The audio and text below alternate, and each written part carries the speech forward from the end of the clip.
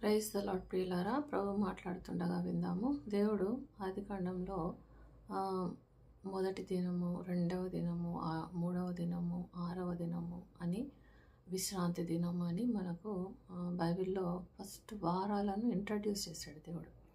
అయితే ప్రతిరోజు రోజుగా మనం పరిగణించాలి. అయితే కాలాంతంన అది అంటే కాలం పోయే కొద్దీ ఏమైందంటే అది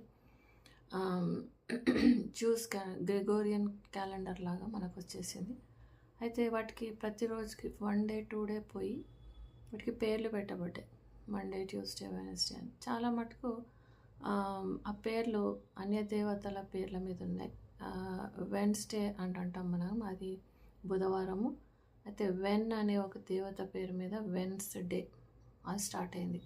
తర్వాత థర్స్డే అంటే థోర్స్ డే, అది యాక్చువల్గా థర్స్డే అనిగా పెట్టి ఎవరిని కనపరుస్తున్నామో ఆ రోజును, దేవుడిచ్చిన రోజును అన్య దేవతల పేరు మీద దాన్ని కనపరుస్తున్నాం. అలాగే సండే అంటే యాక్చువల్గా గాడ్, సన్ గాడ్ పేరు మీద యాక్చువల్గా అది సూర్యదేవుని రోజు అన్నట్టు అది.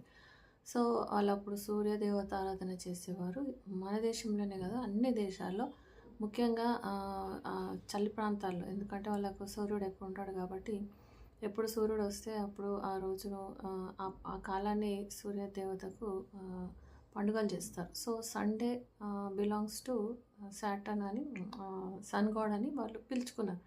అవే పేర్లు మనకి ఇప్పుడు వచ్చాయి. అయితే ఇజ్రాయెల్ మాత్రం ఇప్పటికీ కూడా డే 1, డే 2 అనే వాళ్ళ క్యాలెండర్లో ఉంటాయి. వాళ్ళు ఏ రోజును ఏ పేరుతో పిలవరంట. సో మనము అయితే 7వ రోజు ఏమొస్తుంది మనకు, Sunday is the beginning of the సృష్టి ఆరంభం సండే నుంచి స్టార్ట్ అయింది.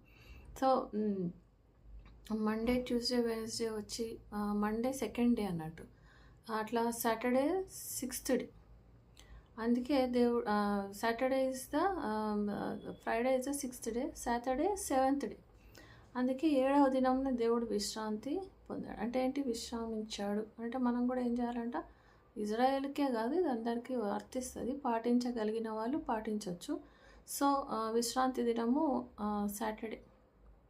అయితే ఇజ్రాయెల్లో చాలా మటుకు చర్చెస్ కూడా సాటర్డేనే పెట్టుకుంటారంట. సో ఆ దేవుని గణపరిచే వీక్ ఇది.